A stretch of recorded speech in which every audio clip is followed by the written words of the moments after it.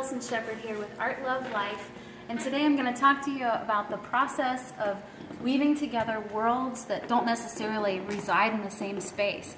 So another way to think about this is to think about it as surrealism, to think about it as imaginative realism.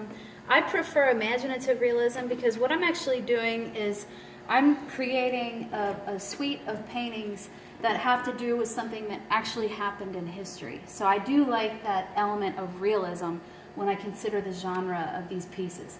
This is a painting about Sir Ernest Shackleton and his crew going down to Antarctica between 1914 and 1917.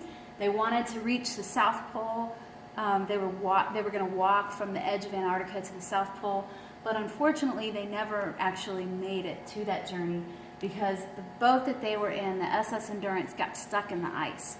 But it's an incredible story of heroism and leadership, and so I wanted to create a suite of paintings about this story and incorporate images that are contemporary to tell a little bit more about what was happening behind the scenes, what was happening under the ice.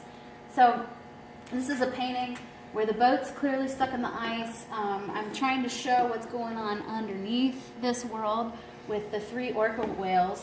One of the realities that the crew dealt with on a regular basis was the fact that these orca whales, when they're hunting seals and when they're hunting penguins, is that they could actually break through the ice.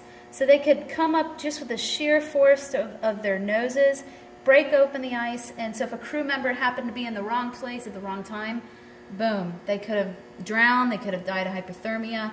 So this was a sort of threatening reality that they had to deal with on a day-to-day basis. They could even hear the sounds of the orcas under the water trying to find seals and trying to find penguins. So in bringing these 2 images together, there were some things I had to consider. One was creating a visual connection here. So I'm creating a connection between the iceberg under the water and also the ice that's above the water.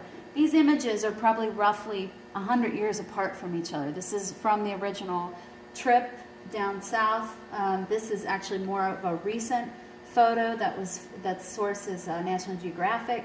So I wanted to create what we know about life in the South Pole and weave that together with what was happening in 1914 by creating these kinds of connections, but also thinking about light. So the light seems to be coming from this general direction. You can see that with the way that it's hitting the snow. But then also underwater, the light is coming from this general direction. So there is a bit of cohesiveness happening, even though these are 2 completely different spaces. And that's one way that I'm seeking to make connections. This is an in-progress piece, but this is one of the ways that I'm seeking to make connections between 2 completely different time periods and different worlds. Thanks for watching.